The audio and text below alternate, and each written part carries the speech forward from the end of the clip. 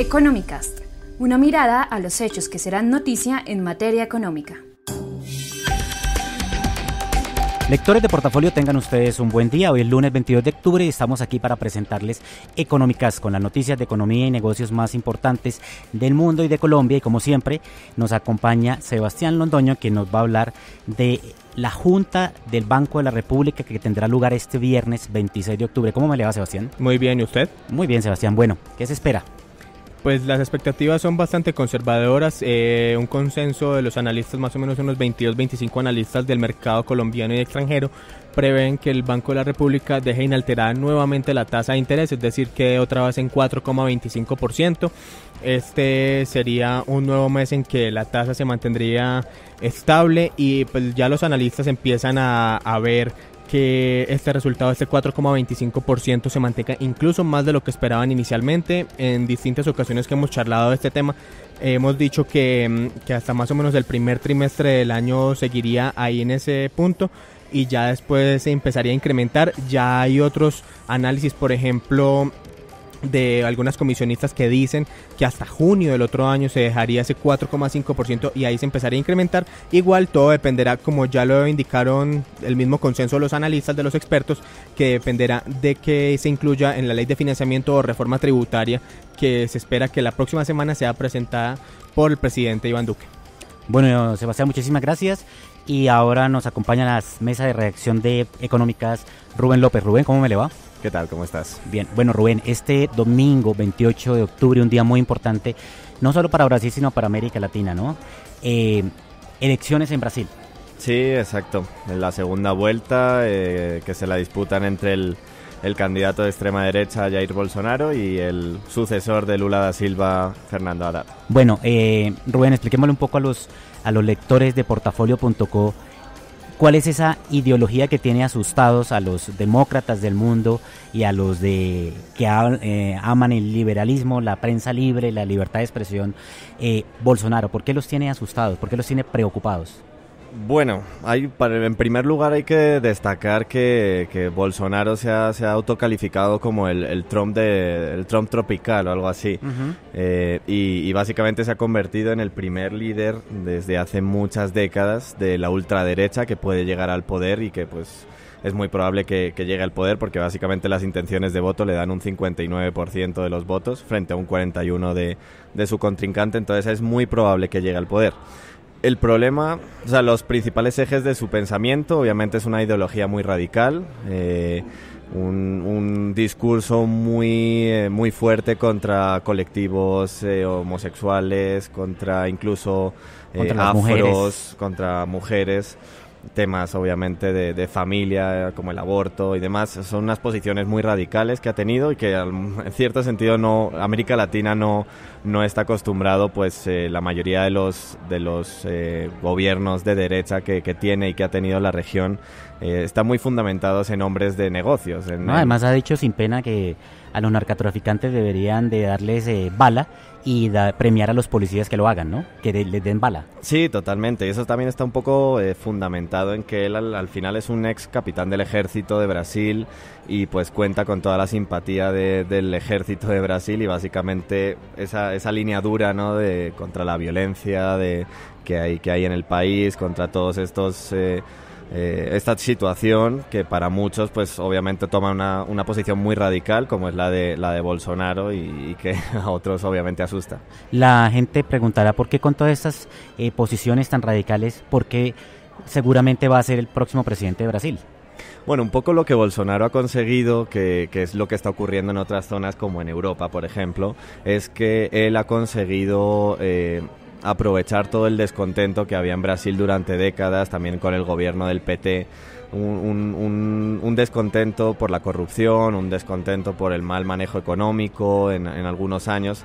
Entonces son un caldo de cultivo que básicamente ha llevado a los brasileños a estar muy descontentos con muchos años de otros gobiernos, de otras ideologías y de otros ámbitos.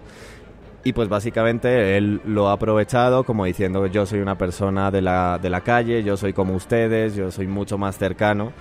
Y y pues intentando mostrar que es el único que realmente está limpio, por así decirlo. Entonces pues es un mensaje que tiene mucho éxito y a él le ha venido muy bien. Bueno, Rubén, muchas gracias por esta explicación para los lectores de Portafolio, y estaremos hablando el próximo lunes de lo que fueron las elecciones en Brasil. Seguro que sí, muchas gracias. Bueno, gracias a usted. Y en este momento tenemos a Constanza Gómez, quien nos va a hablar de un evento que se va a realizar esta semana también aquí en Bogotá, un evento gastronómico, Expo La Barra. Constanza, ¿en qué consiste este evento?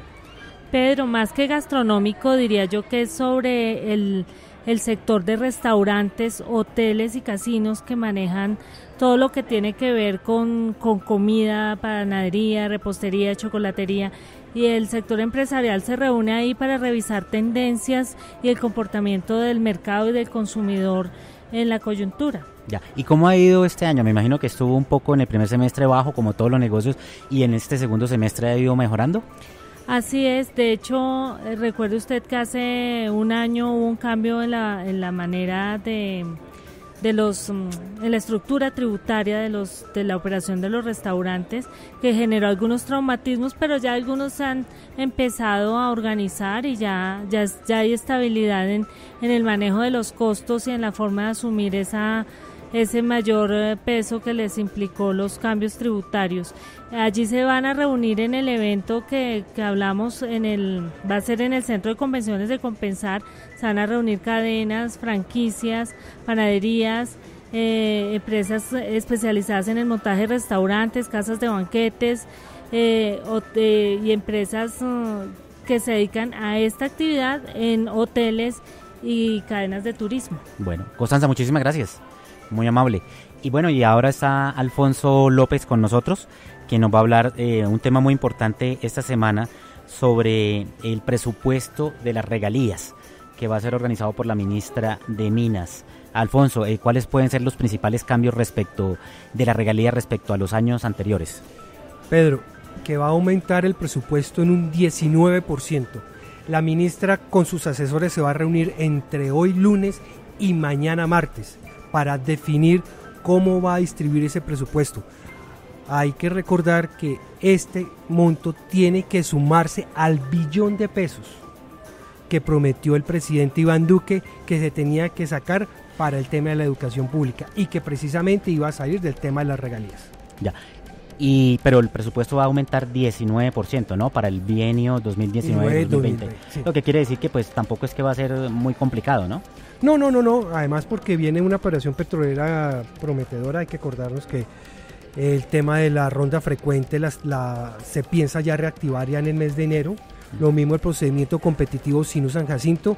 Estos dos procesos en este momento están siendo ajustados por el nuevo presidente de la Agencia Nacional de Hidrocarburos, y en el tema minero vienen grandes proyectos como el de San Roque en Antioquia. Pero además, Alfonso, el gobierno va a radicar un proyecto de ley de las regalías, de reforma a las regalías, pues para modificar toda esa cuestión de lo que se habla de la mermelada, ¿no? Que finalmente ese fue un término que acuñó el exministro y expresidente de Petróleo, Juan Carlos Echeverri. ¿Cómo sería esa reorganización, Alfonso, de las regalías?